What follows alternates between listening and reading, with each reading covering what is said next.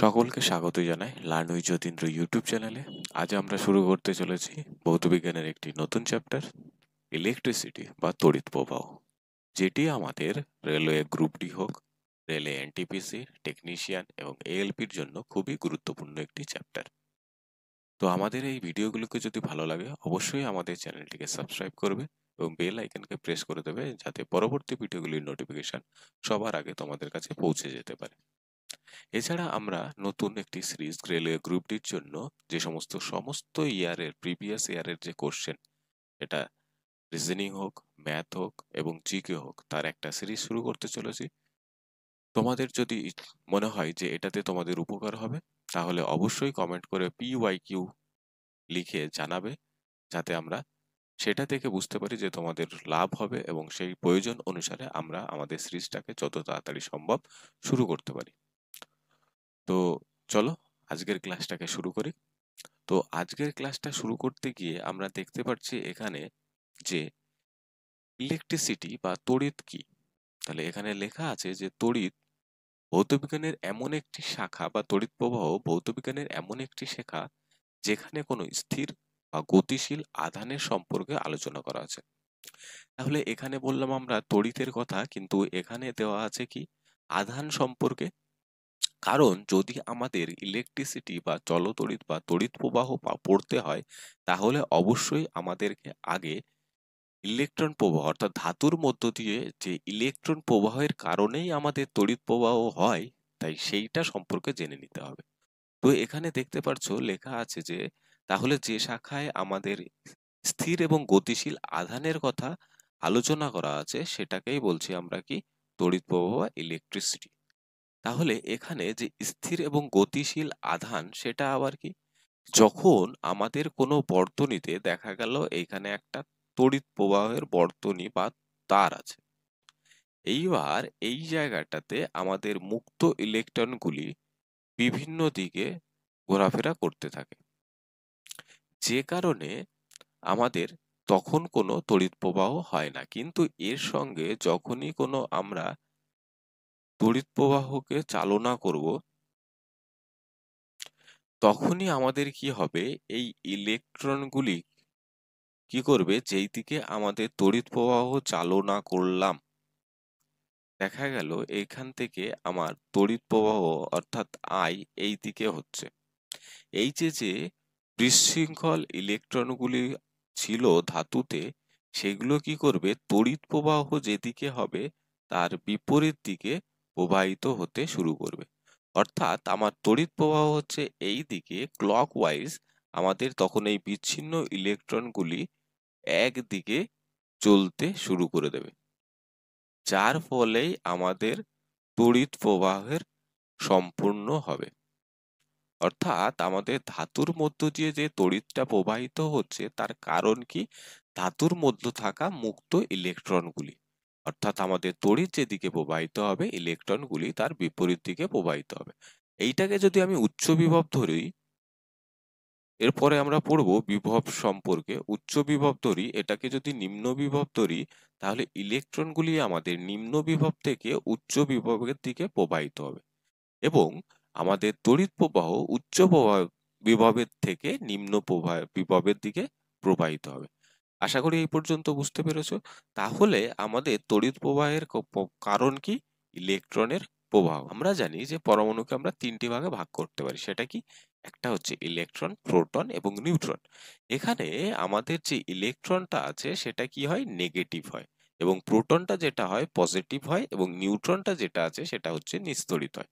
আমি এখানে দেখিয়ে দিয়েছি যে ইলেকট্রনের এই পরমাণুর যে স্ট্রাকচার, তার মধ্যে একদম কেন্দ্রে এটা হচ্ছে কি নিউক্লিয়াস, এবং এই নিউক্লিয়াসে কি কি থাকবে, প্রোটন এবং নিউট্রন থাকবে, এবং প্রোটন কি পজিটিভ এবং নিউট্রনের কোনো আধান থাকে না, এবং ইলেকট্রন গুলি কি থাকে, নেগেটিভ থাকে। এবং এই কারণে যদি ইলেকট্রন সংখ্যা এবং প্রোটন সংখ্যা সমান হয়, সেই কারণে সেই পরমাণুটা ব্যালেন্স অবস্থাতে থাকে। এইবার আমরা আসছি যে তড়িৎ প্রবাহ বা তড়িৎ সম্পর্কে যেটা আলোচনা করব, এটা এই কণার চলাফেরা বা স্থির অবস্থাতে থাকার উপর নির্ভর করে দুটো ভাগে ভাগ করতে পারি। একটা হচ্ছে স্থির তড়িৎ, একটা হচ্ছে চলতড়িৎ। যেখানে আমাদের কণাগুলি বা আধানগুলি স্থির অবস্থায় থাকবে সেটা হচ্ছে স্থির তড়িৎ, এবং যেখানে প্রবাহিত হতে থাকবে সেইগুলোকে বলবো আমরা চলতড়িৎ। এরপরে যে আমরা পরমাণু সম্পর্কে আলোচনা করেছিলাম, এখানে দেওয়া আছে কি পরমাণুর নিউক্লিয়াস আবিষ্কার করেন কে? বিজ্ঞানী রাদারফোর্ড 1911 সালে। অর্থাৎ আমাদের যে পরমাণু ছিল তার কেন্দ্র যেটা ছিল, এই নিউক্লিয়াসটা আবিষ্কার কে করেছিল? বিজ্ঞানী রাদারফোর্ড। কত সালে? 1911 সালে। এইখানে যে আমাদের কণাগুলো আছে সেই কণাগুলো আবিষ্কার কে করেছে? তাহলে ইলেকট্রন আবিষ্কার করেছে থমসন। এবং এর ভর কত? আমাদের এইগুলো কিন্তু খুব গুরুত্বপূর্ণ ডেটা, অবশ্যই তোমরা এগুলোকে নোট করে নেবে। তাহলে ইলেকট্রনের ভর হচ্ছে 9.1 ইন্টু 10⁻31। একটু ডেটা ভুল আছে, সেটা কি আছে? 9.1 ইন্টু 10⁻31 হবে 31 কেজি। এবং এর আধানের পরিমাণ কত? 1.6 ইন্টু 10⁻19 কুলম্ব। এবং এটা কি আধান? নেগেটিভ আধান। এবং এটা আবিষ্কার হয় কত সালে? 1897 সালে। তাহলে কি ইলেকট্রন আবিষ্কার করলেন কে? J Thomson. এবং কত সালে? 1897 সালে। এবং এরপরে আসলো এবং কি এর আধানের পরিমাণ কত? 1.6 ইন্টু 10⁻19 কুলম্ব। এবং এরপরে আসছে কি প্রোটন। প্রোটন আবিষ্কার কে করেন? বিজ্ঞানী রাদারফোর্ড। তাহলে প্রোটন কে আবিষ্কার করেছিল? বিজ্ঞানী রাদারফোর্ড। এর ভর কত? এর ভর কত হচ্ছে 1.672 ইন্টু 10⁻⁻, এবং ইলেকট্রনের যে আধান আছে সেই পরিমাণে সমান পরিমাণ প্রোটনেও আধান থাকে। কিন্তু ইলেকট্রনে যেটা থাকে সেটা হচ্ছে নেগেটিভ আধান, এবং প্রোটনে যেটা থাকে সেটা হচ্ছে পজিটিভ আধান। তাহলে এর কত? 1.6 ইন্টু 10⁻19 কুলম্ব। এটা আবিষ্কার হয় কত সালে? এটা আবিষ্কার হয় 1920 সালে। তাহলে এর আগে দেখলাম আমরা ইলেকট্রনটা আবিষ্কার করেছিল 1897 সালে, এবং প্রোটনটা যেটা আবিষ্কৃত হলো সেটা হচ্ছে 1920 সালে। এরপরে হচ্ছে নিউটন। নিউটনটা আবিষ্কার করেন বিজ্ঞানী জেমস স্যাডউইক। এবং এর যে ভর আছে সেই ভরটা কত? 1.675 ইন্টু 10⁻27। আমরা আগেই বলেছি ইলেকট্রনের কোনো নিউটনের কোনো আধান থাকে না, তাই এটা এখানে কি বলা হচ্ছে? নিস্তড়িৎ। এবং নিউট্রনটা আবিষ্কার হয় কত সালে? 1932 সালে। তাহলে আরো একবার আমরা রিপিট করে নিচ্ছি। তাহলে ইলেকট্রন, প্রোটন এবং নিউট্রন, যেটা পরমাণুর তিনটে কণা, এই ইলেকট্রন আবিষ্কার করেন কে? J Thomson. প্রোটন আবিষ্কার করেন রাদারফোর্ড, এবং নিউট্রনটা আবিষ্কার করেন জেমস স্যাডউইক। এরপরে ইলেকট্রনের ভর হচ্ছে 9.1 ইন্টু 10⁻31 কেজি, এবং প্রোটনের ভর হচ্ছে 1.672 ইন্টু 10⁻, এবং একটি নিউট্রনের ভর হচ্ছে 1.675 ইন্টু 10⁻27 কেজি। এরপরে ইলেকট্রনের আধান কত আছে? 1.6 ইন্টু 10⁻19 কুলম্ব। এবং ইলেকট্রন যতগুলি আধান থাকবে আমাদের প্রোটনেও ততগুলি আধান থাকবে 1.6 ইন্টু 10⁻19 কুলম্ব। এরপরে যেটা ইলেকট্রন আবিষ্কার করেছিল 1897 সালে, প্রোটন আবিষ্কার হয় 1920 সালে, এবং নিউটন আবিষ্কার হয় 1932 সালে। এখানে এর মধ্যে দেখতে পাচ্ছি -31 আছে, অর্থাৎ সবচাইতে হালকা যে কণাটি আছে সেটা হচ্ছে ইলেকট্রন। Very very important. এবং সবচেয়ে ভারী হচ্ছে নিউটন। ভরের ক্রম অনুসারে যদি আমি সাজাই তাহলে সবচাইতে বেশি আছে হচ্ছে নিউটনের ভর, তারপরে হচ্ছে প্রোটনের ভর, এবং তার সবচাইতে কম ভর হচ্ছে ইলেকট্রনের। এটাকে আমরা উল্টো করেও সাজাতে পারি, যেখানে হচ্ছে ইলেকট্রনের ভর হচ্ছে সবচাইতে কম, এরপরে হচ্ছে প্রোটনের ভর, এবং এরপরে হচ্ছে নিউট্রনের ভর। আমাদের প্রশ্নই দু ধরনেরই আসতে পারে। এরপর বলেছে যে একটি প্রোটনের ভর একটি ইলেকট্রন ভরের প্রায় 1837 গুণ বা 1840 গুণ ভারী। তাহলে প্রশ্ন হতে পারে কি প্রোটনের ভর একটি ইলেকট্রনের ভরের চেয়ে কত গুণ বেশি? তাহলে এখানে 1837 গুণ বা 1840 গুণ ভারী হতে পারে। এরপরে বলেছে আধান, যেটা আমরা এতক্ষণ ধরে আলোচনা করছিলাম। আধানটা কি? এটি হচ্ছে কোনো বস্তুর ওই গুণ, অর্থাৎ সেই গুণ যেটি হলো অন্য কোনো বস্তুর উপর বল প্রয়োগ করে। অর্থাৎ আধান এমন একটি ধর্ম যেটা কি করে? অন্য কোনো বস্তুর উপর বল প্রয়োগ করে। আধানকে আমরা দুটি ভাগে ভাগ করতে পারি, একটা হচ্ছে ধনাত্মক আধান বা ক্যাটায়ন, আর একটা হচ্ছে ঋণাত্মক আধান বা অ্যানায়ন। এরপরে ধনাত্মক আধানের সংজ্ঞা দেওয়া আছে, সেখানে কি বলা হচ্ছে? মৌলের পরমাণুতে ইলেকট্রন সংখ্যা এবং প্রোটন সংখ্যার থেকে কম হয়ে গেলে অর্থাৎ আমাদের যে মৌলটা আছে সেই মৌলটাতে যদি ইলেকট্রন সংখ্যা কমে যায়, অর্থাৎ কিভাবে কমে যাবে, ছেড়ে দেবে, তার ফলে কি হবে, প্রোটন সংখ্যা, আমরা জানি কি একটি স্থির বা ব্যালেন্স পরমাণুতে ইলেকট্রন এবং প্রোটন সংখ্যা সমান থাকে, কিন্তু সেখান থেকে যদি একটা ইলেকট্রন বা দুটি ইলেকট্রন বেরিয়ে যায় তাহলে কি হবে, প্রোটনের সংখ্যা আমাদের বেড়ে যাবে। সেই কারণে সেই যে আধানটা তৈরি হলো সেটাকে বলা হচ্ছে আমরা ধনাত্মক আধান বা ক্যাটায়ন। এই কারণেই আমরা শর্টে বলতে পারি যে ক্যাটায়ন বা ধনাত্মক আধান অর্থাৎ ইলেকট্রনের হ্রাস ঘটবে। একইভাবে যখন আমরা ঋণাত্মক আধানে যাব সেখানে কি বলেছে, মৌলের পরমাণুতে ইলেকট্রনের সংখ্যা প্রোটন সংখ্যা থেকে বেশি হয়ে গেলে, যেমন এটা ইলেকট্রন দিয়ে দিল, সেরকম যদি কোনো পরমাণু ইলেকট্রন গ্রহণ করে তাহলে কি হবে, তার ইলেকট্রন সংখ্যা বেড়ে যাবে, যার ফলে তার কি হবে, পরমাণুতে ইলেকট্রন বৃদ্ধি হওয়ার ফলে সেটা একটা ঋণাত্মক আধান বা অ্যানায়নে পরিণত হবে। এরপরে যে আধান আছে সেই আধানের এসআই একক কি, কুলম্ব। Very very important. তাহলে আধানের এসআই একক কি, কুলম্ব, এবং আধানের সিজিএস একক হলো স্টার্ট কুলম্ব। এবং আধান স্কেলার রাশি। আমরা জানি রাশি দু ধরনের হয়, একটা হচ্ছে স্কেলার রাশি, একটা হচ্ছে ভেক্টর রাশি। ভেক্টর রাশিতে কি থাকবে, তার সঙ্গে তার দিক নির্দেশ করতে হবে, কিন্তু আমরা আধানের কোনো দিক নির্দেশ করার প্রয়োজন নেই, তাই এটি একটি স্কেলার রাশি।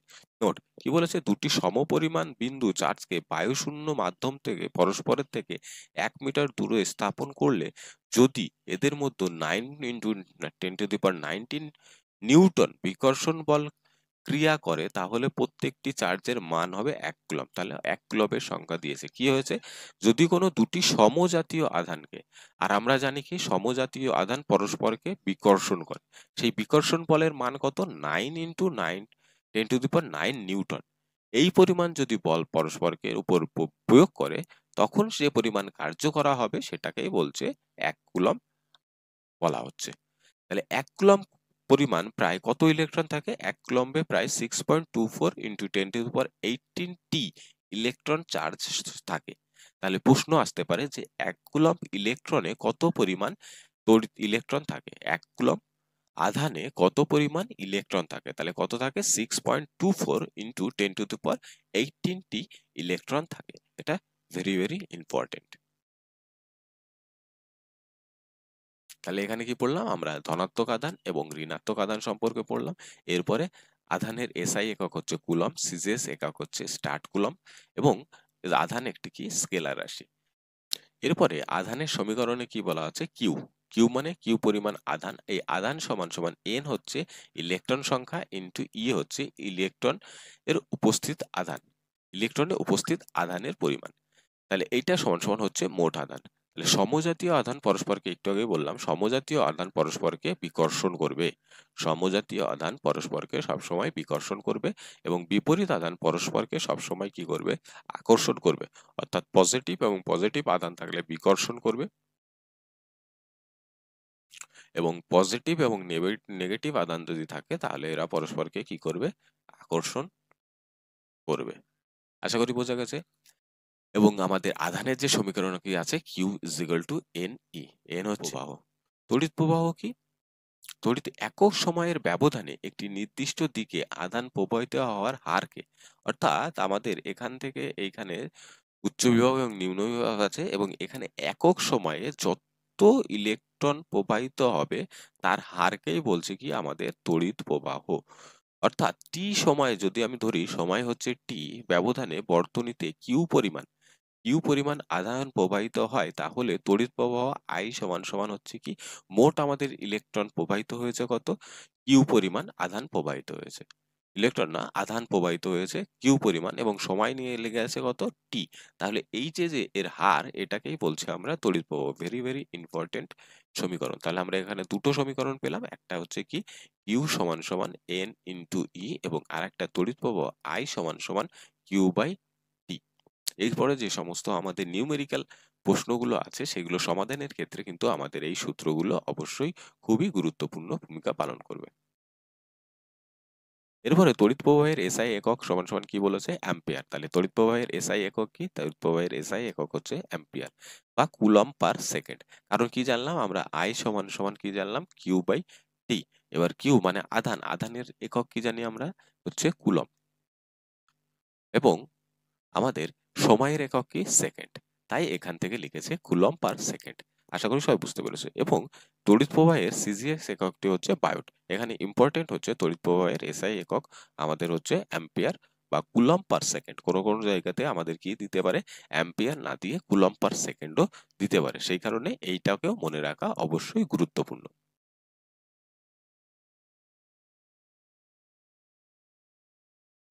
এরপরে বলেছি কি তড়িৎ প্রবাহ একটি স্কেলার রাশি। তাহলে তড়িৎ প্রবাহটা কি স্কেলার? এর আগে আমরা কি জানলাম, আধানটাও একটি স্কেলার রাশি এবং তড়িৎ প্রবাহ এখানে একটি স্কেলার রাশি। এবার 1 অ্যাম্পিয়ার বলতে কি বোঝানো হয়েছে? কোনো পরিবাহীর যে কোনো প্রস্থচ্ছেদের মধ্য দিয়ে, কোনো পরিবাহীর যে কোনো প্রস্থচ্ছেদের মধ্য দিয়ে প্রতি সেকেন্ডে 1 কুলম্ব তড়িৎ প্রবাহিত হলে, অর্থাৎ যদি কোনো পরিবাহী থাকে, এই পরিবাহীর মধ্য দিয়ে 1 সেকেন্ডে যদি 1 কুলম্ব তড়িৎ আধান প্রবাহিত হয়, তখন তাকে ওই প্রবাহ মাত্রাকে কি বলবো? 1 অ্যাম্পিয়ার বলবো। এখান থেকে 1 অ্যাম্পিয়ার সমান সমান আমরা কি পেলাম? 1 কুলম্ব বাই সেকেন্ড। এরপরে আমাদের যেটা আছে, এখানে আসলো আমাদের বর্তনী বা তড়িৎ প্রবাহের পরিবাহী। এই পরিবাহীকে আমরা 3টে ক্যাটাগরিতে ভাগ করতে পারি। একটা হচ্ছে সুপরিবাহী, আরেকটা হচ্ছে আমাদের কুপরিবাহী এবং আরেকটা হচ্ছে অর্ধপরিবাহী।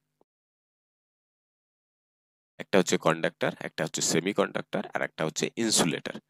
তাহলে সুপরিবাহী কাকে বলে? যে সকল পদার্থের মধ্য দিয়ে সহজেই বিদ্যুৎ প্রবাহিত হতে পারে এবং খুব অল্প সময় অল্প বাধা পায়, তাকে বলা হয় সুপরিবাহী। অর্থাৎ পরিবাহীর মধ্য দিয়ে যখন তড়িৎ প্রবাহিত হবে, সেই সকল পদার্থ যেগুলো কি হয়, বাধা কম দেয়, সেগুলোকে বলছি আমরা সুপরিবাহী, বা দেয় না বললেই চলে, সেগুলোকে বলছি আমরা সুপরিবাহী। সেগুলো কি, যে সমস্ত মেটাল বা ধাতু আছে সেগুলো হচ্ছে আমাদের তড়িতের সুপরিবাহী, যেমন তামা, রূপা, সোনা, অ্যালুমিনিয়াম, এইগুলো।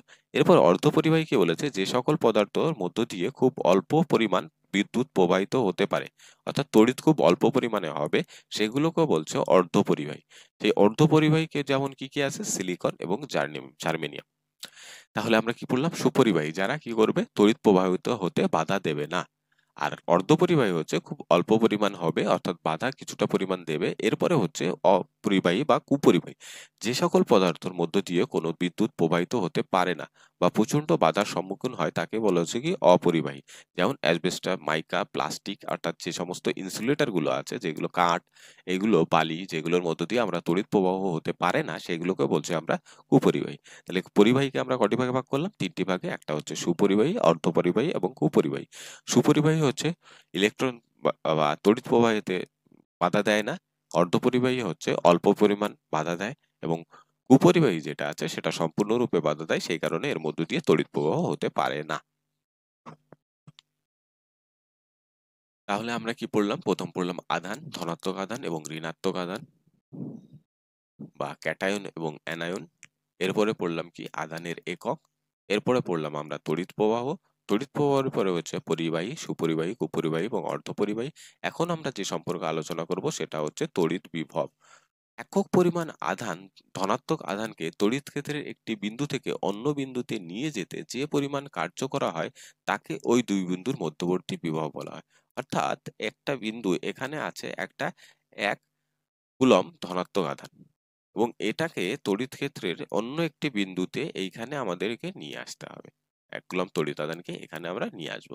এর ফলে যে পরিমাণ কার্য করা হয়, তাকে ওই যে এই দুই বিন্দুর মধ্যবর্তী তড়িৎ বিভব বলা হয়। অর্থাৎ তড়িৎ বিভব W V ইন্টু কিউ। এখান থেকেই আমরা পাচ্ছি তড়িৎ বিভব সমান সমান কি? কৃতকার্য বাই আধান। এইটা হচ্ছে তড়িৎ বিভবের থেকে পেলাম। এবং এখান থেকে যে বিভব আছে, এই তড়িৎ বিভবের একক হচ্ছে কি? ভোল্ট। ভোল্ট। এবং 1 ভোল্ট বলতে কি বোঝায়?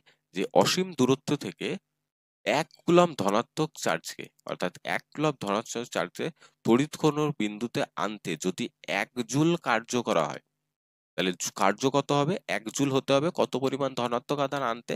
1 কুলম্ব ধনাত্মক আধান আনতে, তবে ওই বিন্দুর বিভবকে 1 ভোল্ট বলবে। অর্থাৎ এই বিন্দু থেকে যদি আমাদেরকে এই বিন্দুতে কোনো তড়িৎ আধানকে নিয়ে যেতে হয়, সেটার পরিমাণ কত? 1 কুলম্বকে, এবং নিয়ে যেতে যদি 1 জুল 1 জুল কার্য করা হয়, তখন যে এই দুই বিন্দুর মধ্যে বিভব, সেটাকে বলবো কি? 1 ভোল্ট।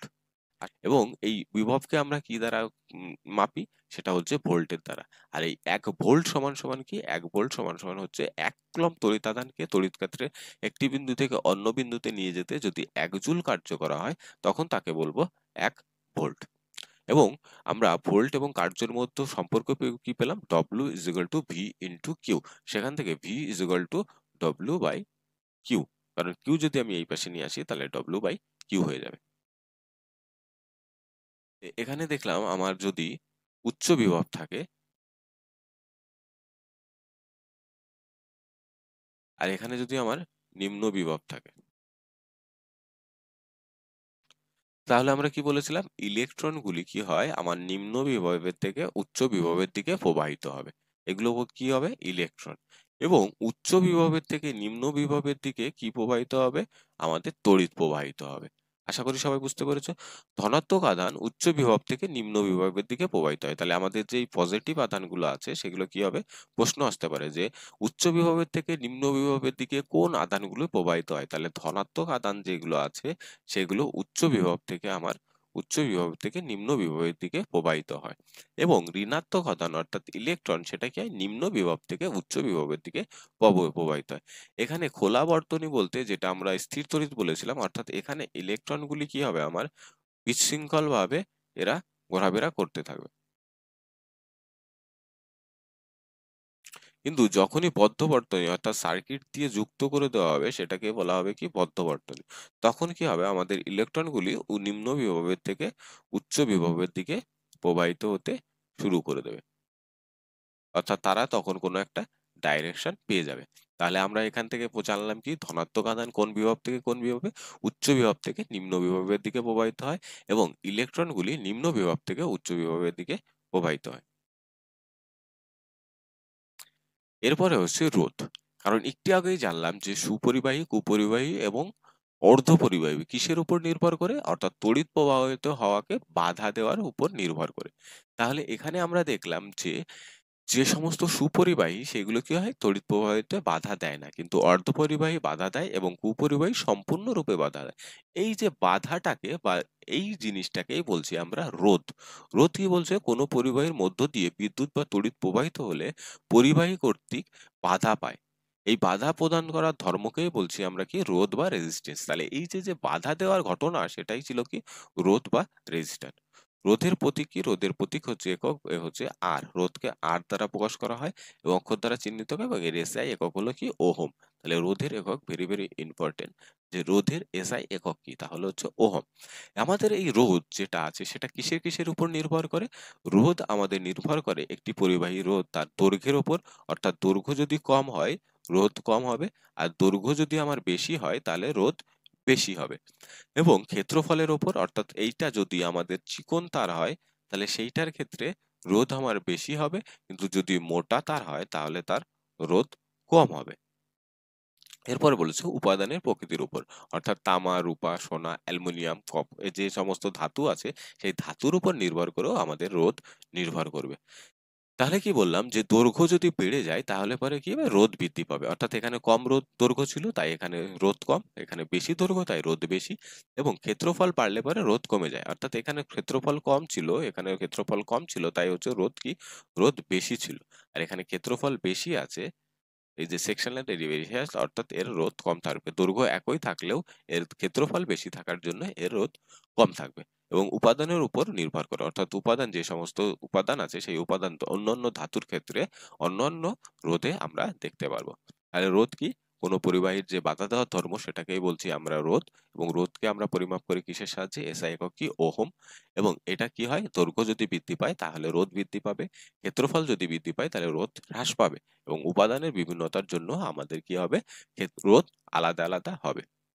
তাহলে আছে যে দৈর্ঘ্যের সূত্র থেকে আমরা কি পেলাম, তাপমাত্রা ও প্রস্থচ্ছেদ, অর্থাৎ দুটো তার দেখা গেল এর প্রস্থচ্ছেদও যা এবং এর উপাদানও যা এবং তাপমাত্রা সমান, কিন্তু দৈর্ঘ্য কি আছে, দৈর্ঘ্য আমার আলাদা আলাদা আছে। দৈর্ঘ্য আমার আলাদা আলাদা আছে কিন্তু এর ক্ষেত্রফল এবং তাপমাত্রা, প্রস্থচ্ছেদ সমান আছে। এবং উপাদান তিনটি কি কি, তাপমাত্রা, প্রস্থচ্ছেদ এবং উপাদান। প্রস্থচ্ছেদ বলতেই বলেছে এখানে ক্ষেত্রফল।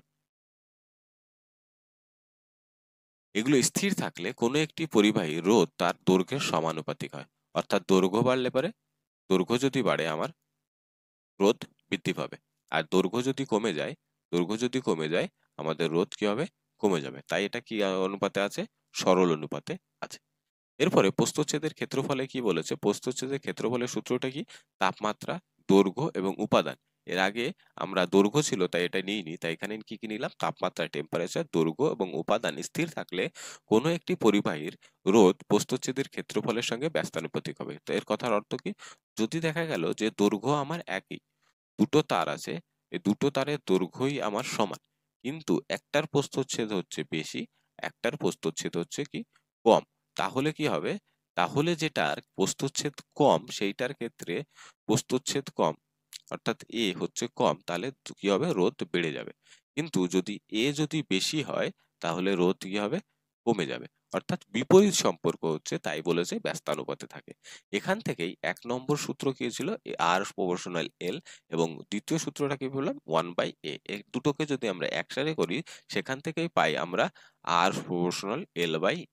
এবং এরপরে যে ধ্রুবকটা আছে যেটাকে বলছি আমরা আপেক্ষিক রোধাঙ্ক, এইটা হচ্ছে উপাদানের উপর নির্ভর করে। তাই এই একক, এটা হচ্ছে ধ্রুবক। এই রো, এটাকে বলা হয় রো। রো হচ্ছে উপাদানের মাত্রার ধ্রুবক। তাহলে এটা হচ্ছে আপেক্ষিক রোধক রেজিস্ট্যান্স বা রোধাঙ্ক, যেটাকে বলছি আমরা রেজিস্টিভিটি। এখান থেকেই আমাদের নতুন ধারণা আসবে রেজিস্টিভিটি। তাহলে আমরা কি জানলাম? জানলাম রোধ কিসে কিসের উপর নির্ভরশীল? দৈর্ঘ্যের উপর নির্ভরশীল, ক্ষেত্রফলের উপর নির্ভরশীল এবং উপাদানের উপর নির্ভরশীল। এবং যদি ক্ষেত্রফল বৃদ্ধি পায় তাহলে রোধ কমে যাবে, যদি দৈর্ঘ্য বৃদ্ধি পায় আমাদের রোধ বেড়ে যাবে। এরপরে যেটা আপেক্ষিক রোধ বা স্পেসিফিক রেজিস্ট্যান্স বা রোধাঙ্ক যেটা পেলাম সেটা কি? একক দৈর্ঘ্য এবং একক প্রস্থচ্ছেদ ক্ষেত্রফল বিশিষ্ট কোনো একটি পরিবাহী তার প্রস্থচ্ছেদের অভিলম্বের বিদ্যুৎ তড়িৎ প্রবাহে যে পরিমাণ বাধা প্রদান করে তাকে আপেক্ষিক রোধ বলে। অর্থাৎ একটি তামার তার দেখা গেল,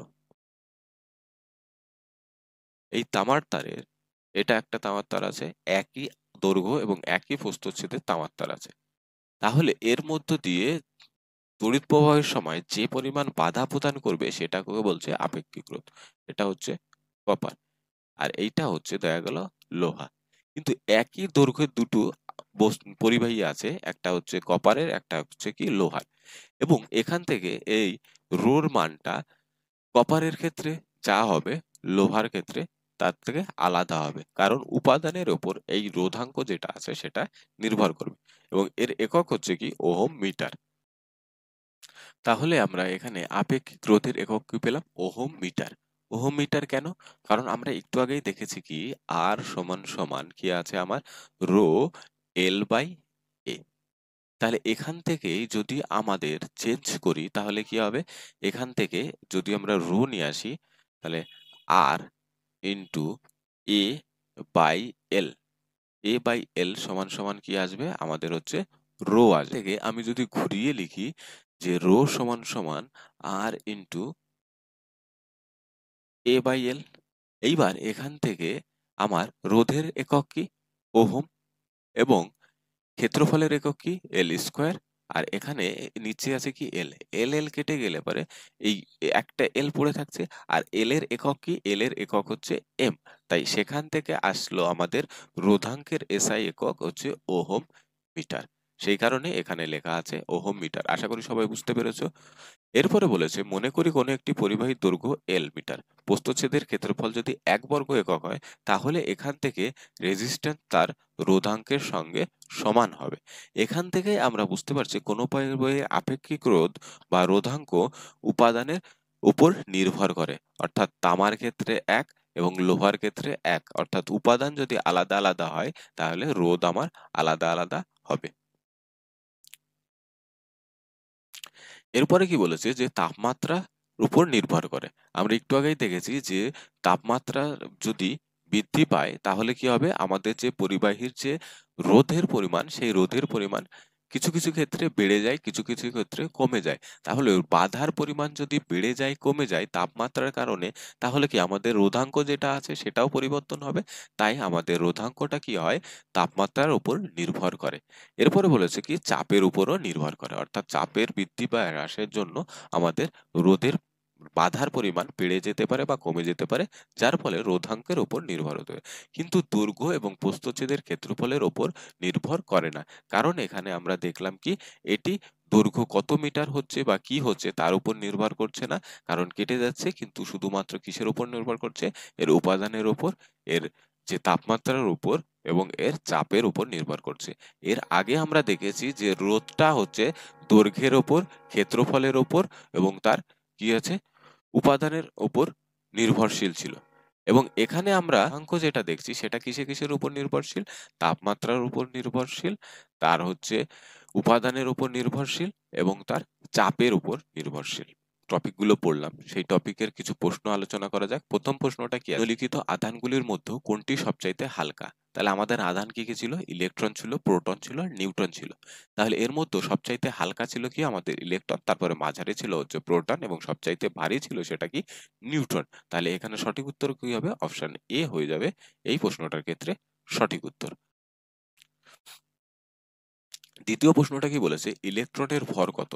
তাহলে আমরা একটু আগেই দেখেছিলাম যে ইলেকট্রনের ভর ছিল 9.1 ইন্টু 10⁻³ কেজি, কিলোগ্রাম।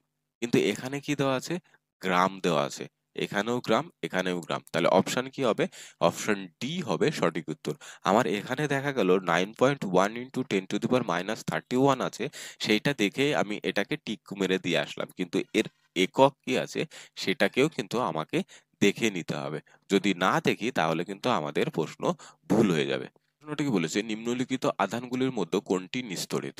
তাহলে আমাদের আধান কি ছিল, ইলেকট্রন ছিল, প্রোটন ছিল, নিউট্রন ছিল। ইলেকট্রন কি ছিল, নেগেটিভ, প্রোটন কি ছিল, পজিটিভ এবং নিউট্রন কি ছিল, নিস্তড়িত। তাহলে এখানে অপশন কি হয়ে যাবে, অপশন সি হয়ে যাবে সঠিক উত্তর। আপেক্ষিক রোধ কোন কোন বিষয়ের উপর নির্ভরশীল?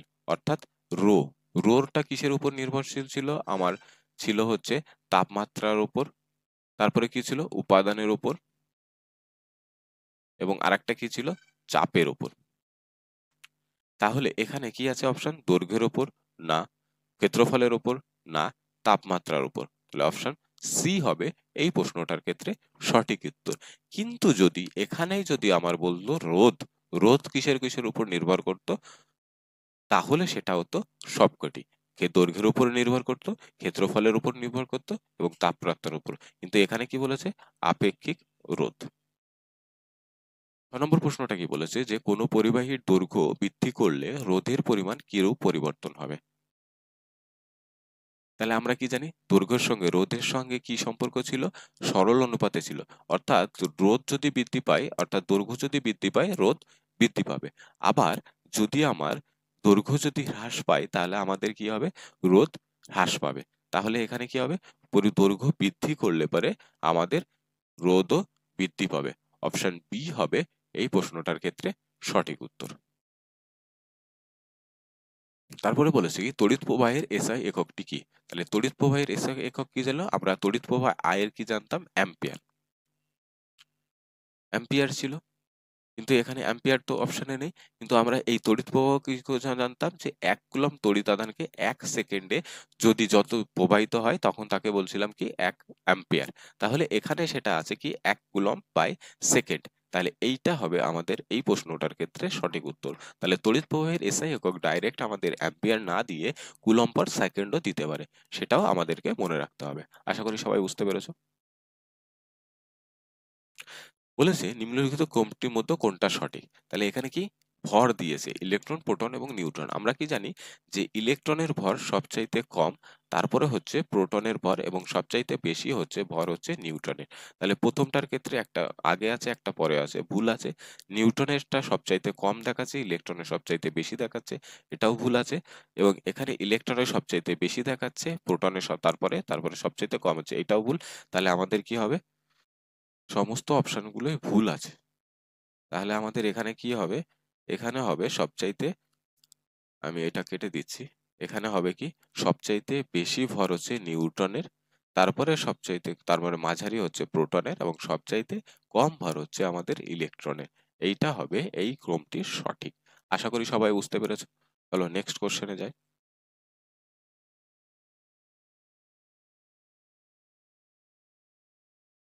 বলছে 10 ভোল্ট বিভব প্রবেশযুক্ত দুটি বিন্দুর মধ্য দিয়ে 5 কুলম্ব আধানকে নিয়ে যেতে কত পরিমাণ কার্য করতে হবে। তাহলে আমরা কি জানি কার্য ডব্লিউ সমান সমান কি ছিল V into Q. V into Q যদি হয় তাহলে এখান থেকে ভি এর মান কত 10 ভোল্ট। 10 ভোল্ট এবং আধান কত কুলম্ব 5 কুলম্ব। তাহলে এখান থেকে কত হয়ে যাবে 50 জুল হয়ে যাবে। অপশন সি হয়ে যাবে সঠিক উত্তর। তো আজকের ক্লাসকে আমি এই পর্যন্তই রাখছি। যদি আমাদের ভিডিওকে ভালো লাগে অবশ্যই চ্যানেলটিকে সাবস্ক্রাইব করবে এবং বেল আইকনকে প্রেস করে দেবে। এবং যদি আমাদের গ্রুপটির প্রিভিয়াস ইয়ারের কোশ্চেনের সলভে তোমাদের প্রয়োজন হয় তাহলে অবশ্যই কমেন্টে PYQ লিখে আমাকে জানা। জয় হিন্দ।